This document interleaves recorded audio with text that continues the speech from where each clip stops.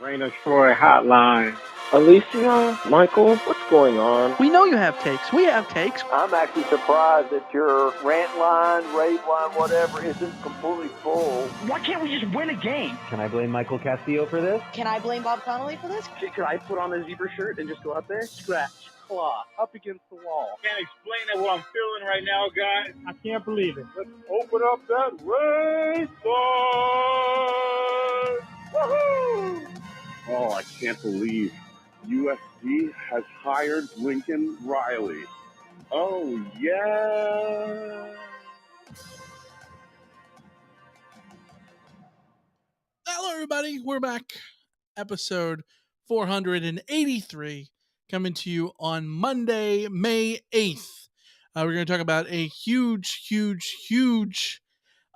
series of victories for the Trojans here to start the month, including a couple of transfers, or a transfer and a future commit, a huge commit in the basketball side of things, and another national title on the women's athletic side of things. So a lot of stuff going on at USC right now. We're going to talk about it. We're going to take your questions, open up the mailbag, and just have fun here on a Monday. As always, you can follow us on Twitter at Reign of Troy, like us on Facebook, facebook.com/Reign of Troy. Our email address is reignoftroy@fansided.com. You can get in touch with us, send us your emails, your thoughts, anything like that. You can leave us a review over on Apple Podcasts, because you can find us on Apple Podcasts. We're also on Spotify, Stitcher, wherever you can find a podcast, we are there, including live here on YouTube every Monday night at 5 p.m. Pacific. I'm your host, Michael Castillo, joined along with my co-host here in the Reign of Troy studio in Los Angeles, Elisa Deratola. Hello, everybody. Hello. We're back with another week, and one that, how do I put this? It's both, like, it's not a slow news week, obviously. There's a bunch of stuff going on. But in putting together this rundown, we have all of the news, and I'm like, are we going to have enough stuff to go an hour? And you just look at me like I'm a crazy person. Yeah, I mean, realistically, we can turn very little into a full hour. Ranting and extending topics is definitely not our weakness. But you're right. It's weird because USC has had a bunch of news. It's just that a lot of the news is like, that's really good news for USC. And Right. there's not like, it's just all really good. It's all coming up USC. So, yeah, it's, we're in the middle of the college football off season. A lot of the news is going to be geared towards speculating about what may come, in the fall and for other sports next year. But it's all exciting for USC right now. It's a lot of hope, a lot of optimism, and it's all well warranted. Yeah, absolutely. Kenny in the chat says, watch this episode will be 2 hours. Don't tempt us. It very well could be. There is a lot of stuff to talk about. It's just, a bunch. It's a May episode. May is sort of the dead period of the off season, but a lot of things to discuss. So let's just start with the news, shall we?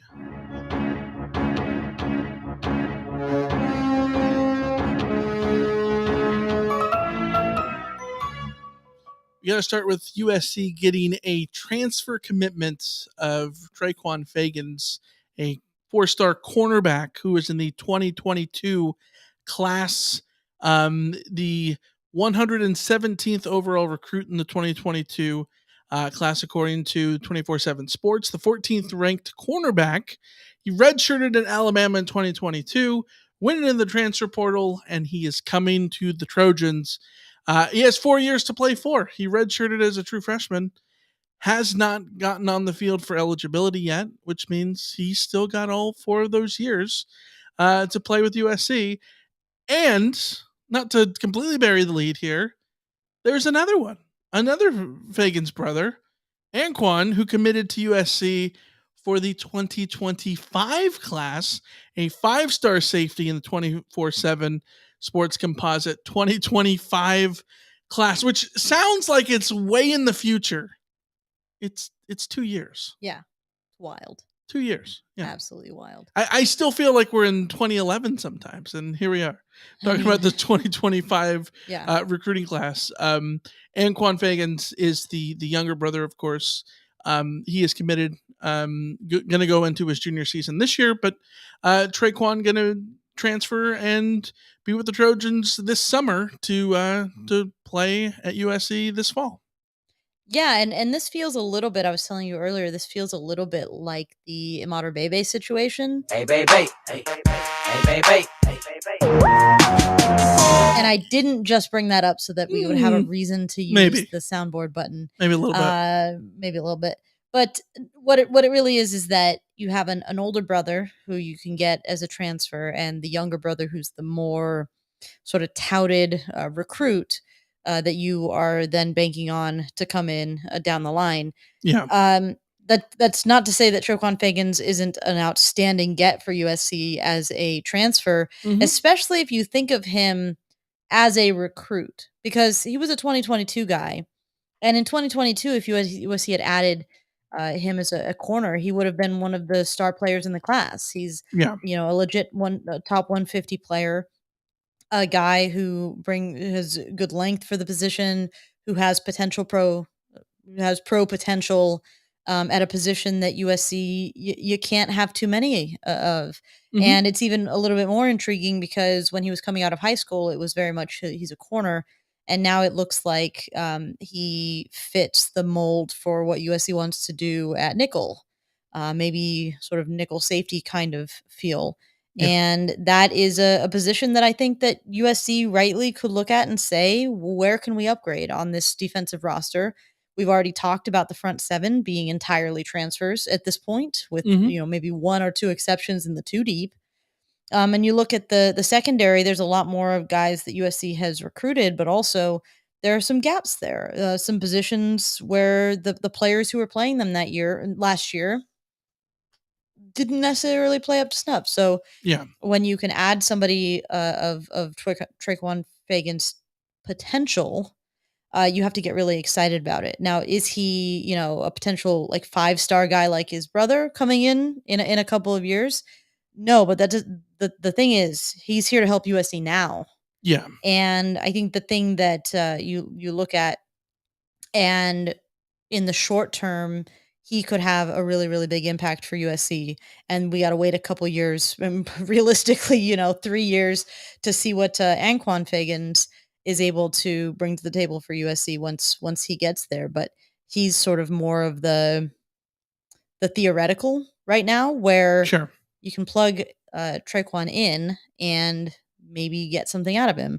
Or you can also be patient. I mean, I think that this is the other thing. The weird thing about this transfer is a lot of times transfers, we sort of look at them as instant plug and play starter kind of guys that we look at. And the transfer portal being what it is now, more and more you're getting, just think of this guy as a recruit. So if he was a redshirt freshman coming in to USC, treat him as though he redshirted for USC last year, and make sure you also, in your perception, give him time to settle into his own career and his own space and all of that. But it is exciting to have another option at that nickel position, or I mean, if he ends up at corner, if he ends up at safety. It's not like USC doesn't need help there. USC's got talent, but still need a lot of guys to step up in that unit for this 2023 season to be a success on defense. Yeah, we talked about the front seven, even though SC essentially has a front six. Yeah. The front, you can make a front seven entirely of transfers. You can sort of do that with the back four now. If you had a back four. Look at this. You go with corners, Christian Roland Wallace from Arizona. You can add in Traquan Fegan as well. You got Zamarian Gordon, Bryson Shaw, and there's Bryson Shaw, but there's also Latrell McCutcheon. 5 guys right there. Now we don't want to ignore, the elephant in the room that is Kalen Bullock, and how you really you don't want to be replacing him at safety. You want him to and reach you his hope full that potential. Damani Jackson obviously can be a stalwart at corner as well. But we talked about it on the preview going into spring camp, where USC's roster was on defense. And there's certainly pieces there. Players who look good last year include Sierra Wright, right? Like he had a really strong season and really strong multiple stretches of games where he looked really, really good, and you can sort of pencil him in as a potential corner. Jacoby Covington had a good spring, a couple of picks in the one and a disputed one. We'll call it 1.5. Sure. It was simultaneous possession that just got called in the defense's favor this time. Either way, he at least had one in the spring game. And so there's absolutely guys here that you expect to continue to take a step forward. And then you bring in Christian Wallace from Arizona, who looks to be this year's version of Mekhi Blackman. You got, Fegan's coming in as well. And like all these dudes sort of joining in. It's what we've talked about forever. I remember that talking about like how Steve Sarkisian would recruit, in which you just get a whole bunch of dudes and somebody's going to pan out. Like you did that with quarterbacks. Just continue to, it's okay to take 2 quarterbacks in a class. It's okay to, do whatever. The odds are there's more chances that somebody's going to hit there. And I absolutely feel good about SC's chances with all of these names in the defensive backfield to find a solid group of 5. Who are those 5 outside of Bullock that I would absolutely bet on? I don't know yet, but there's definitely enough dudes where you're going to get, I think, a pretty good rotation out of there. I think that you could certainly make the argument last year that the front 7 didn't have the talent. I don't think at any point you can argue that this secondary doesn't have talent available to it and hasn't had talent available to it. That's the entire reason that Dante Williams is on staff, is because he's been getting talent by the recruiting, by the right recruiting track. So this group really is, you look across the way and it's like, it's all 4 or 5 stars, every single one of them, 4 or 5 stars, not just 4 stars, but like highly rated 4 stars across this board. So you've got to be able to get something out of them. And when you bring in someone like Traquan Fagans, who is another one of those, top 150 corners or DBs, let's call them, just use the generic, then if you don't, it's okay for some guys you just don't hit on, and that happens. But when you've got a 3 deep of guys who are all in that potential, you have to hit on somebody. And so again, it comes down to, yes, you can have this scattergun recruiting philosophy that you're taking, but also at a certain point, well, if you aren't hitting on guys, why aren't you hitting on them? Right. And that's I think the question that we're going to see answered in this fall is you have the group. You can't say you don't have the group. Yeah. And as Walter in the chat says, depth, defensive depth, better to survive injuries. Yeah. Yes. Yeah. Yeah. I think you have some depth here to really deal with a few injuries. And we saw that USC had to deal with injuries this past year. Yeah. Remember Marty in the chat says that was something SC lacked last year was depth. And at times, absolutely. I mean, and then the other thing is not only lacking the depth, but I think lacking the confidence in that depth. When Eric Gentry went out, the defense really took a huge step back. And at the time we thought it was, well, he's going to come back and everything's going to be hunky-dory. That was not the case. Because I think the defense sort of lost a little bit of its edge there. Swagger. Yeah. And they didn't have the turnover luck that they had in September. Bryson Shaw stepped up and, had a couple of big games, but he wasn't able to, play early on because of injury. And I think that having him around early on, I think would have helped and made him a better player towards the end of the season and all those I things. want to say Jacoby Covington was injured for Yeah. a stretch as well. Like, Bronny Jackson Damani was Jackson has been obviously dealing injured. with his Yeah. injuries, and I think that's one of the big setbacks that the defense has had over the last couple of years, is sort of banking on Damani Jackson being the 5-star, anchor guy there at corner, and you haven't been able to get that out of him, and that one is not necessarily like they're not developing situation. It's like Right. can he get on the field? Can his body hold up? Kind of situation. And now you have, that's why you bring in a Christian Roland Wallace. That's why you bring in Jacoby Covington, who's another transfer. That's why you bring in these guys to sort of fill those gaps. But I'm looking forward to them filling those gaps. It was actually really nice to see Jacoby Covington have the spring that he had, and feel like there's that sort of depth. But also, you've lost some guys who we thought had potential, and you've replaced them with other guys who we think have potential. But again, it comes down to what are your results, and that's what I'm looking forward to with this group. Yeah, and bringing in Trojans Fegan's obviously allows Zion Branch, by the way, also injured the whole way. So, well, I'm glad you mentioned Branch, because I was going to say that Traquan allows SC to get Anquan, the younger brother. There is the history. We talked about the Imanorbebe brothers before, but it's not just the Imanorbebe brothers. SC has done it with the Branches. Zion obviously leading into Zach. And then over in basketball, Lacey, you might remember the Mobleys. There was Isaiah and then Evan. Mm-hmm. Evan, and it's the bigger always the recruit. same dynamic, by the Yeah. way. It's the older brother is not as highly recruited. The younger brother is very highly recruited. Yes. The only exception to this, I think, is the Naote Ortiz, who SC did not end up. Ma wasn't. Didn't get Ma, but Ma was just as highly recruited as EA was. Yeah. But of course, neither of those guys Trojans anymore. But let's talk about basketball. Lead this as a segue to talk about basketball. SC gets a huge commitment from the number 33rd ranked recruit in the 24/7 Sports Composite. I don't know if you've ever heard of this guy.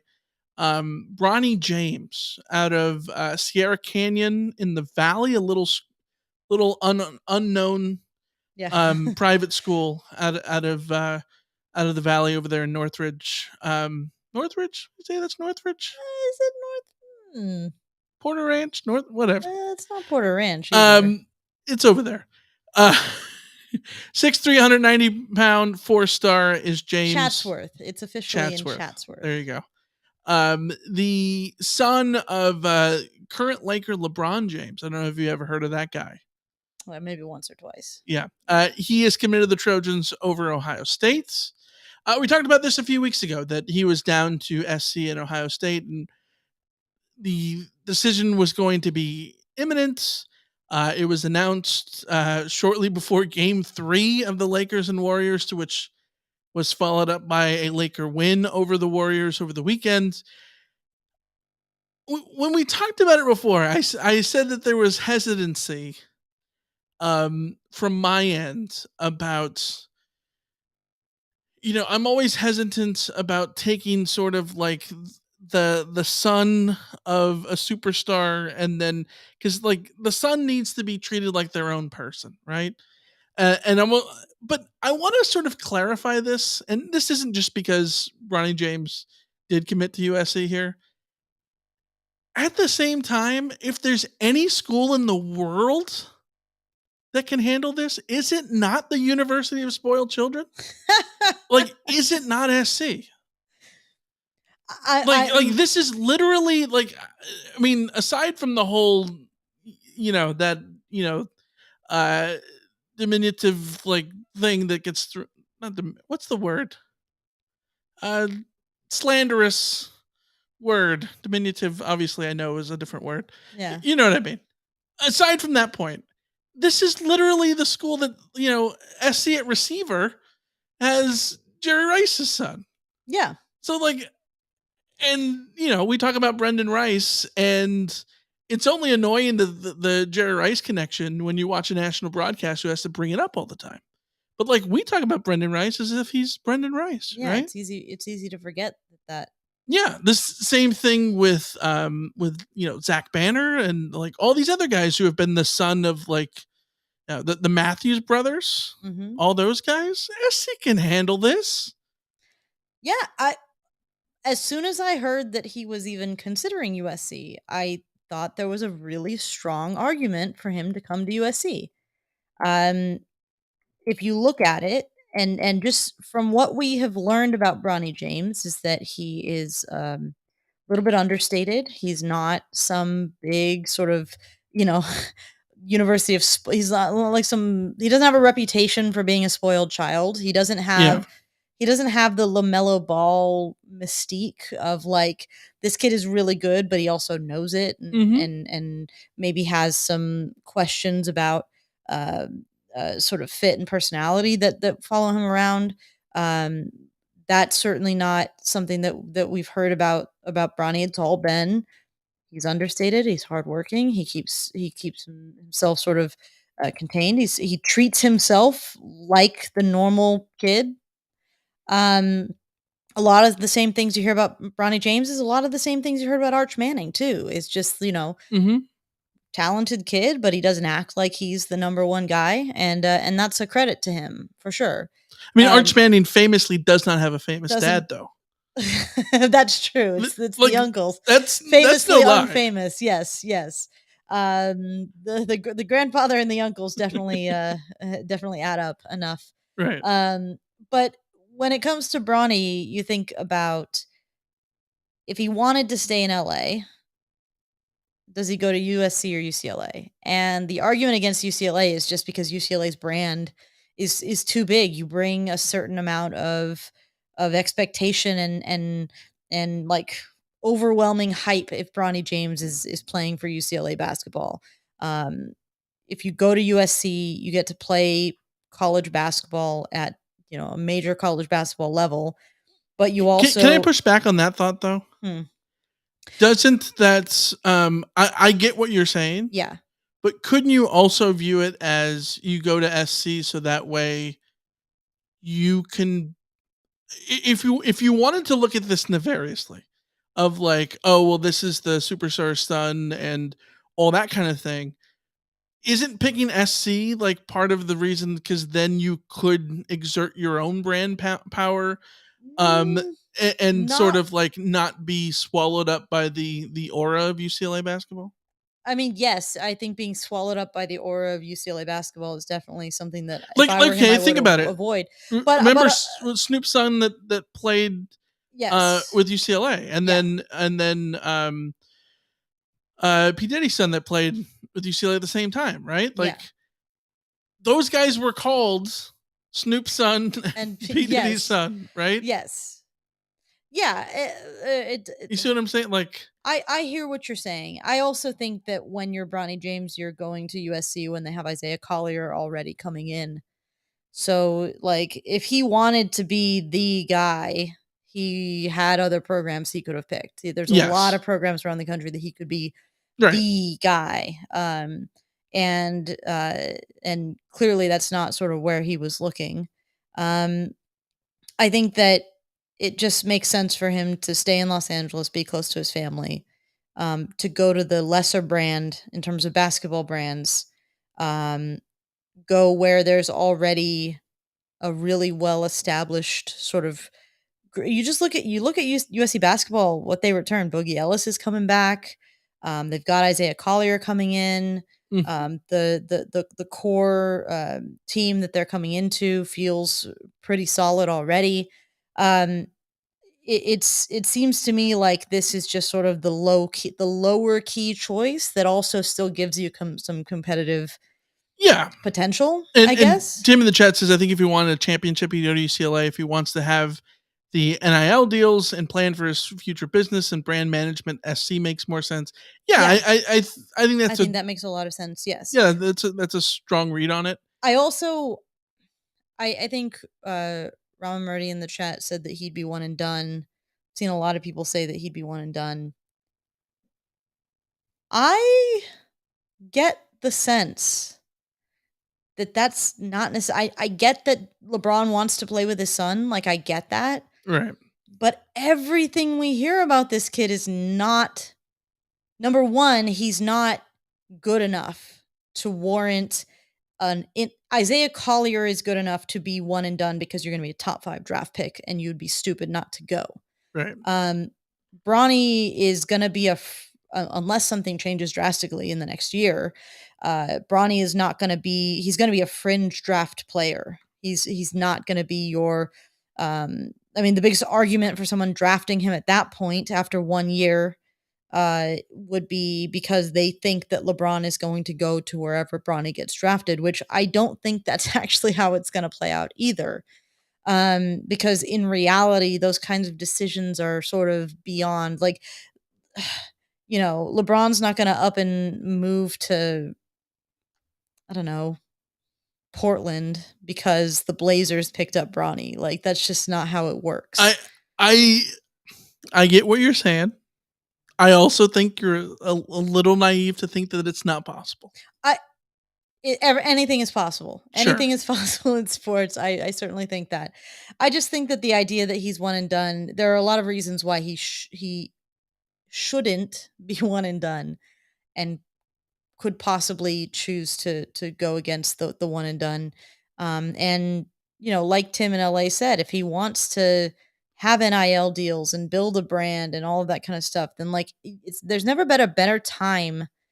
The only reason for Bronny James to go to the NBA now is because LeBron needs to retire at some point. Like, that's Right. not a good, and I think LeBron has a good enough head on his shoulders to understand that rushing his kid into the NBA isn't smart if he's not ready for it. Especially when LeBron has talked about like the importance of Bronny being someone to carry the banner of getting to college in his family. Like, he's the first. He talked about it after the game the other night that how proud he was for Bronny to be the first in his family to get into college, and so the next step is becoming the first college graduate, right? And obviously, when you are an athlete and when you're someone who has the means, like Bronny James will and has, you don't necessarily have to do those in the 4 or 5 years that order, most people have to get the stuff done.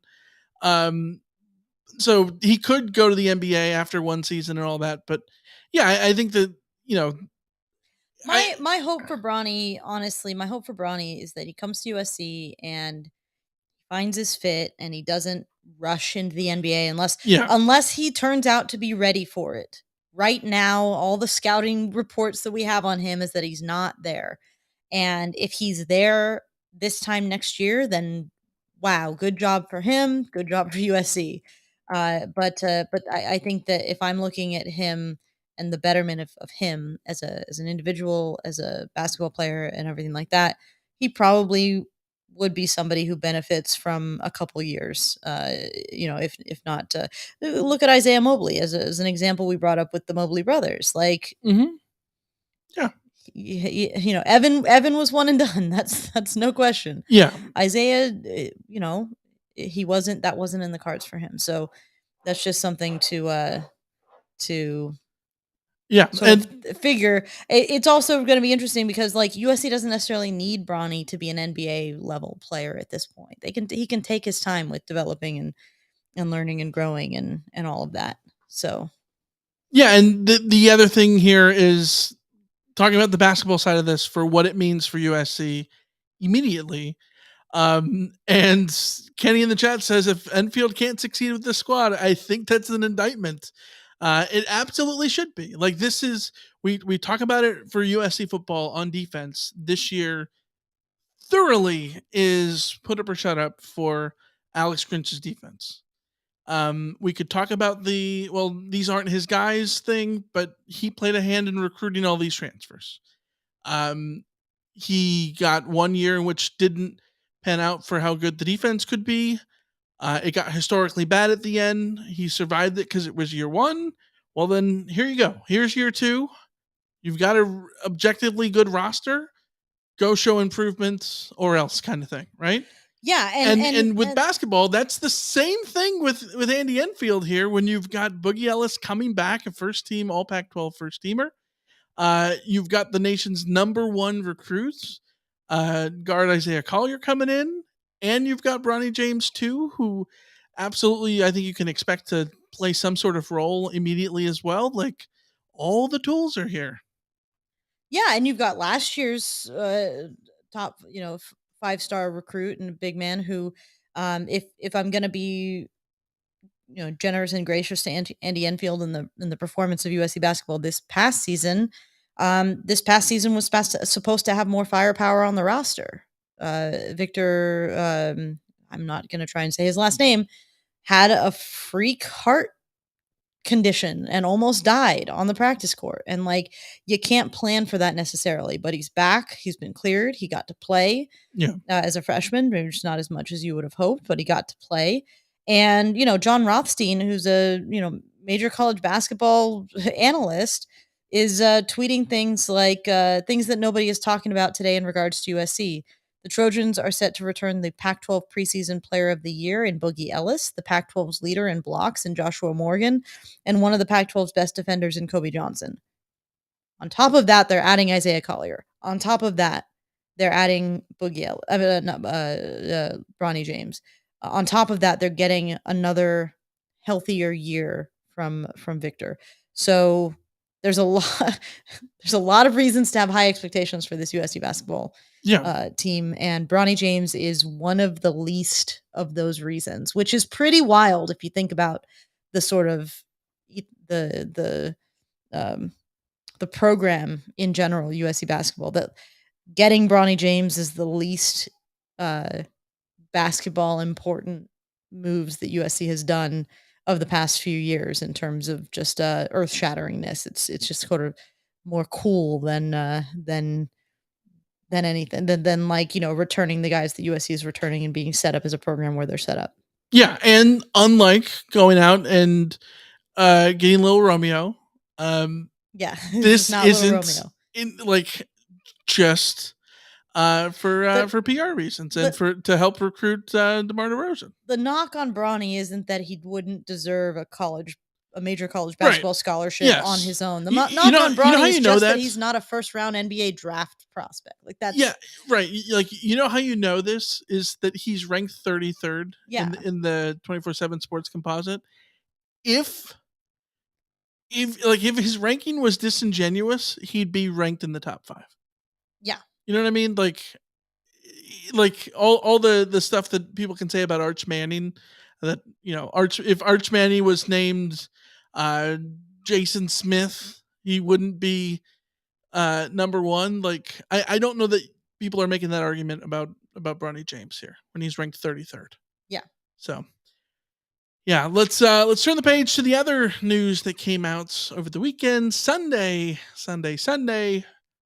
USC wins the 3rd straight beach volleyball championship, beating UCLA 3-2 in a match score. It is not only the three-peats, but is the 5th win for the women of Troy, the 5th ring since the sport started in 2016. 2016 was the first season that a champion was crowned. All of those titles, all 7 titles, been won by SC or UCLA. SC has 5.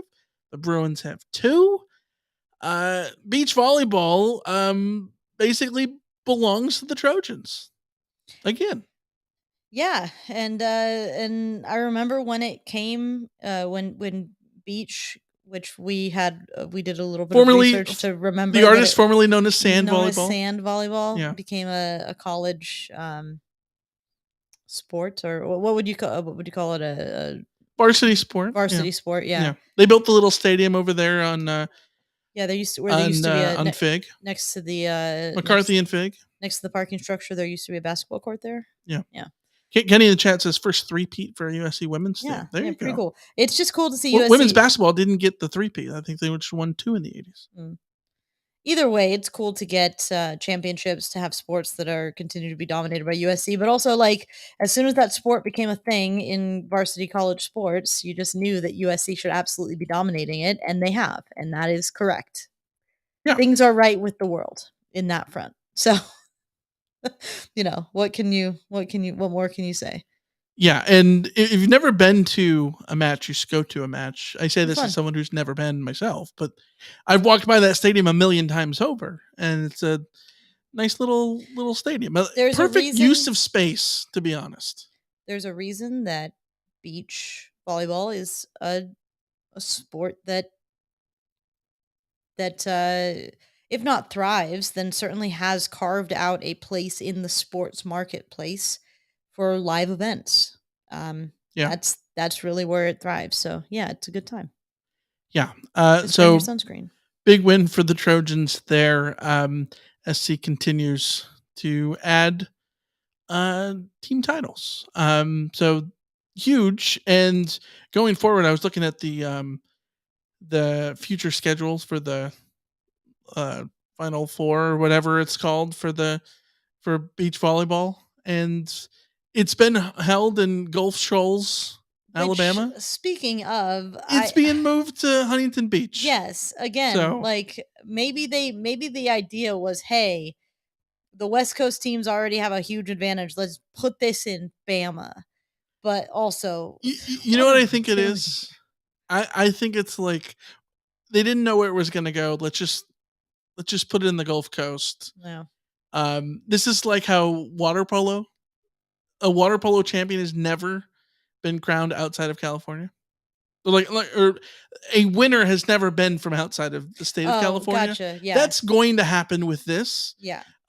Florida State is the only other school to always make it to the finals.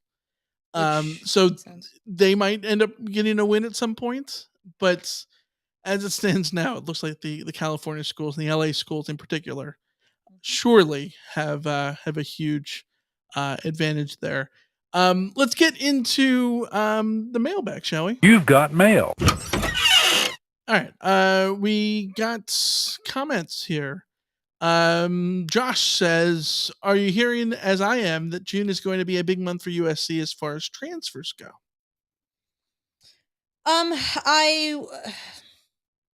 Here's the thing about big June transfers. That means that guys have transferred out because, but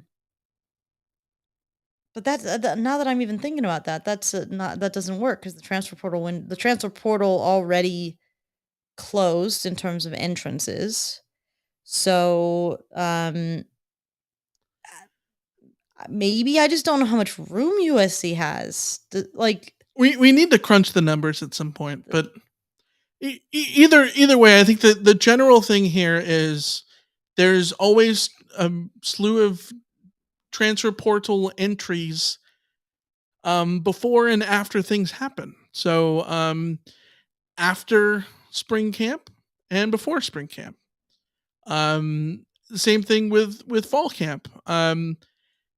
So yeah, I think that players finish spring camp and then they finish the semester. They could hop in the portal, and vice versa, and all around the country, SC could continue to add people over the spring and summer. But as to whether or not we're like hearing some sort of exodus and or big batch of incoming guys, I don't think that is a thing that you and I are personally hearing. No, and not that we'd be able to hear those things because we're just a couple of people talking about sports on YouTube.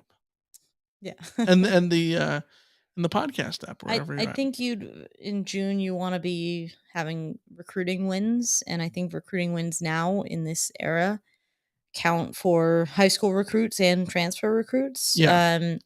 But USC has already had some massive transfer wins. And it's hard to see where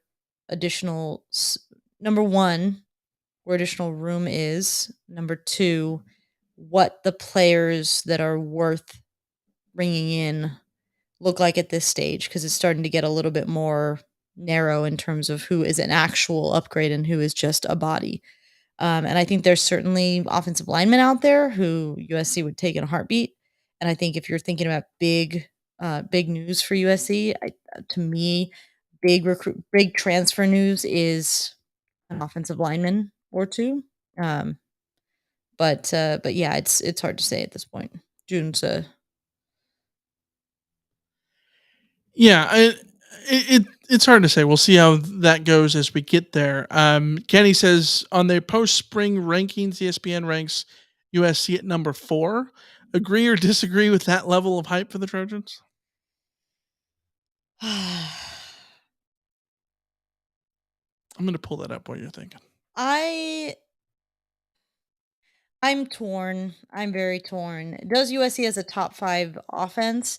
Absolutely. 100% a top 5 offense. You return the Heisman Trophy winner, you bring in another, star wide receivers, you recruit wide receiver well, you land a bunch of really excellent offensive linemen to fill the gaps that you have on the offensive line. There's everything in the world to believe that USC can average 45 points a game this coming year. And that alone, considering where USC finished, where did USC finish in terms of the rankings by the end of the end of the year? It was sort of low. I want to say it was like 13th or something because SC not only loses the Cotton Bowl but the Pac-12 championship. So SC sort of tumbled down at the end. Yes, but they went in. Yeah, so I've got 12th in the AP poll. Yeah, with the final rankings, they would have gone into the Cotton Bowl in the. Let me look. So I got the they were number 4 here. going into the Cotton Bowl. Right. So if USC was number 4 going into the Cotton Bowl last year, with the defense that SC was number 4 going into the Pac-12 championship game. Sorry, no, okay. Oh, right. Okay, number 4 going to the Pac-12 title game.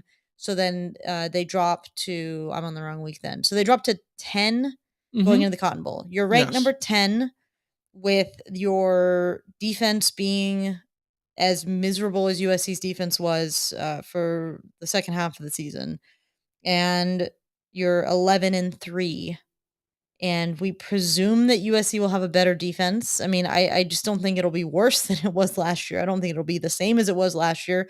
It has to get better, whether it the mark of everything is whether it gets marginally better or considerably better. USC needs it to get considerably better, but it would seem to me like somewhere between 8 and 4 would feel natural, especially because it's not like everybody else doesn't have huge question marks.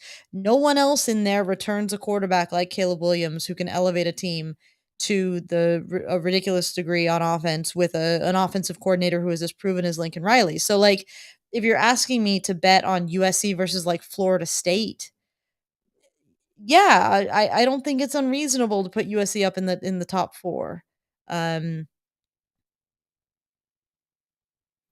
said Florida State? I don't even see Florida State on. Oh, Florida State's 3. Yeah. So here's the snippet from Mark Slaybaugh that says post spring outlook.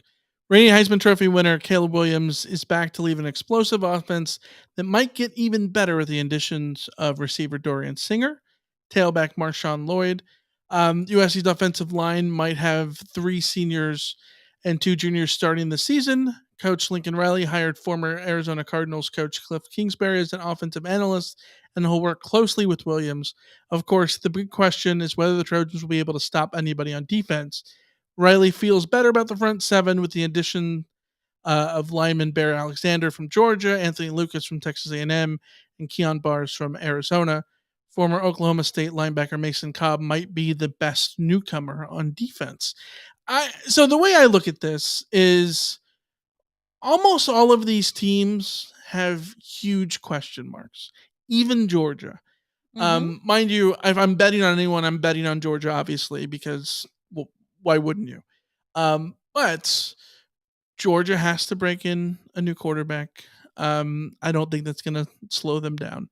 But they've at least got to, break in some more guys on offense. Ohio State has to replace CJ Stroud, and I don't want to just fall for the very boring answer of, new quarterback must mean not as good. Returning quarterback must be mean, big step forward. But having no questions at quarterback is a really stabilizing factor. Yes, and the interesting thing here is, like, I'm fine with SC at 4. I don't think that that's too hyped or anything. SC being too hyped would be putting SC on the same tier level as, say, Georgia and all them. Or Michigan. And I think that looking at Slaybaugh's rankings, he has Ohio State at 5, Alabama 6, LSU 7, Penn State 8. I mean, that seems to be the tier that I would put SC in. So I have no problem with that at all. Florida State at 3 seems a little presumptive, but they finished the season like gangbusters last year. So, like, I don't know. That seems to be in the ballpark where SC should be. Where I do think that Slaybaugh is a little off on these things is where the rest of the Pac-12 is. Washington is, so there's 5 Pac-12 schools in the top 17, which I think is a huge testament to where the conference is going into this final season of 12, right? But Washington at 12, Utah at 14, Oregon State 15, Oregon State 17? That tells me they don't know what to do with the Pac-12, and the only reason that USC isn't in that mix is because of Caleb Williams. Yes, because to me, Oregon, SC, and Washington are flip of coin with the, like, I think that, you know, Caleb Williams is better than Penix and Nix. But I think we're all lying to ourselves if you don't think that Penix and Nix could have a Heisman type season this year. Mm-hmm. Right? Like, all of those guys have fewer questions across them on defense. Exactly. And so I think all 3 of those teams should be pretty equal. Oregon State has the issue of how their only question mark last year was at quarterback. Well, now they bring in DJ. What does that mean for them on offense? They should be better, but there's question marks about how good DJ is. So I get them at 17. But Oregon being behind Utah is insane to me. And I know that this is a testament of don't overlook Utah and all that stuff, but Cam Rising's coming off of a torn ACL. If Cam Rising was healthy, I would say that all 4 of those teams should be even going into this season, because while SC is much better offensively than I think all of those schools, and much better, he's even not that much better because the other schools are really good on offense too. The defense obviously hurts SC, right? Utah has a good defense and all that stuff. And Oregon and Washington have defenses that I think that you would trust way more than SC. But I worry about what Utah is going to be like without Cam Rising here. I would put Oregon above them. So I don't know. I mean, these are just super early rankings that don't mean anything. But I don't know. To me, I know you can't do this, but I basically put SC, Washington, and Oregon like tied for 6th. This is why just make them all tied for 6th. This is why a top 25 is a crapshoot if you're doing an early ranking. The more accurate way would be to put the teams into tiers, because how do you separate Oregon from Washington at this point? I don't know. So you sort of do tiers, and in that case, I think you would see USC in a tier that would put them somewhere between 4 and 10. And that would feel fine. And so I wouldn't complain if they were 8, and I wouldn't complain if they were 4. Yeah. I think that it's really what do you trust? If you trust that the defense will get better and that USC will average 50 points a game, then yeah, they're a top 4 team. They were Caleb Williams' hamstring away from going to the playoff last year with that defense. So yeah, I don't think it's outrageous to put them at number 4. Would I put them at number 4? I wouldn't create a ranking because I don't hate myself. Yeah, Walter in the chat says that Oregon's defense was not that great last year. No, they weren't. They were better than USC. No, right. I think the thing is, comparatively, all of them were much better than SC. But Oregon's they were just like UCLA's defense was in the hundreds in a lot of different various stats too. SC was just even worse. And then Oregon has the issue of replacing a lot on their offensive line. They lost 4 offensive line starters. They have to deal with losing Dillingham, obviously, as the offensive coordinator. So there is, some questions with Oregon in general, but I just, I am not going to doubt Oregon at this point because they seem to always answer the bell, just like Utah always answers the bell. And Washington, we know, is extremely well coached too. So I think this is good. I seriously cannot wait for this season because it's going to be wild to see what happens in the Pac-12. Ramamurti says, "Will we be playing beach volleyball in the Big Ten like SC does in the Pac-12?" So I looked this up here. I don't know that there is a definitive answer about that. Currently, there are no Big Ten. The Big Ten does not have any NCAA women's beach volleyball programs. And currently. looking at the way things go in beach volleyball, there's like invitationals and there's Pac-12 invitationals that have other Pac-12 teams like ASU, Oregon, Arizona, Utah, Washington, Stanford, Cal, UCLA. I would imagine that, first of all, is the Pac-12 even still going to exist going forward?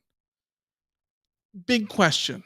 I would imagine that SC stays involved with a lot of those things. Like, I know that if I remember right, the initial thought was that SC was going to move over all the sports that they could, but I think this might be a case of one of the sports that they can't, just based on no other Big Ten schools have a beach volleyball team, like you said. And then you talk about things like water polo. A lot of these, SC competes in other conferences. Was it the IPF or whatever? I can never remember the letters of what the water polo conference is. Yeah, that's where I think the answer is that there are examples in other sports like water polo, like some of the other more obscure sports where conference affiliation is a lot more fluid. Like, so I would imagine that that's how the solution will happen is they won't be playing in the Big Ten because there is no Big Ten presence in that sport. But that doesn't mean that that you can't also play, just not under the Pac-12 banner. Like Kenneth in the chat says ASU plays hockey in the Big Ten. Yeah. Like, so yeah, it's just they're probably just gonna be the equivalent of a free agent I think that's what's going to end up having to happen for sports like beach volleyball, where either SC stays in the Pac-12 or the Pac-12 just no longer supports it, and then some other conference ends up being a thing. It breaks away. I don't know, something like there isn't a good reason for USC to not continue to field a women's beach volleyball program, though. So like they'll find a way. The interesting one I think is going to end up being baseball, to be honest. Oh, here's an example. LSU plays under the Coastal Collegiate Sports Association. So their version of the MPSF. Yes. So whatever the equivalent that which USC is the Mountain Pacific Sports Federation, yeah. I believe. I don't know what the name of this thing would be that USC joins, but for this particular The interesting one I think is for SC is it's going to be baseball, in the sense of, like, I guess it probably doesn't matter, but this probably doesn't make any sense. But SC's schedule works out nicely that there's so many games in so many teams in Southern California that SC can play midweek games against all those teams. They can still just do that, I guess. So that still works out. Ignore me. So. Well, we'll find out is the answer. Yeah, it's still crazy to think that SC and UCLA are no longer going to be in the Pac-12. My brain is still not comprehended it.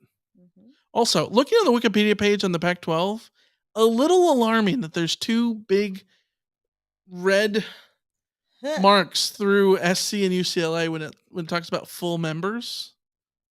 Sort of jarring. Like, I like to look up Wikipedia when there's a soccer tournament. The Champions League is on. I'm going to go to Wikipedia for the standings because they always just break it down in a way that I like. And yeah, when a team gets eliminated, you get that big red row across the table. Yeah. It's jarring. And there, SC, UCLA eliminated. Let's go to an email we got from Tony in Denora, PA, who says, Mike and Alicia, this is Tony from Denora, PA. Listen to your podcast this morning going to work. Michael, I just want to say I'm sorry to hear about the passing of your mom. I lost my mom 12 years ago, and there isn't a day that goes by that I don't think about her. Sometimes it brings tears to my eyes. Sometimes it brings a smile. And there are times I just break out laughing thinking about her. Hang in there. Fight on, Tony. Yeah, thank you.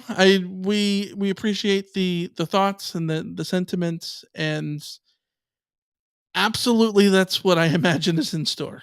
So yeah, we move on and appreciate the thoughts as always. And all of you guys have, last week in the chat, you guys are super supportive, and all the comments we've gotten on and offline have been super thoughtful and supportive. And yeah, we appreciate you all. And go tell the people you love that you love them. Yeah, always good advice. Go do that. And if you haven't remembered, go set up something to do with your mom this weekend for Mother's Day. Get flowers, something. Go do something. So, yeah. All right. We'll end there. Kenny, we didn't make it 2 hours, but we made it 1, so that'll work.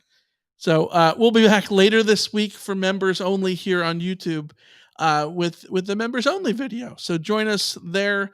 You can always join us here in the members only for $4.99 a month. You get bonus content here on YouTube. You can also join us over on Discord. We're super excited about that. So join us here on YouTube. On desktop is the easiest way to join. We'll be back later this week. Otherwise, we'll hit you up next Monday, 5 p.m. Pacific, as always. And if you're listening to us on Apple Podcasts, continue listening there. We appreciate you, and give us a review. Helps grow the show too. So until next time, we will see you. See ya. See ya.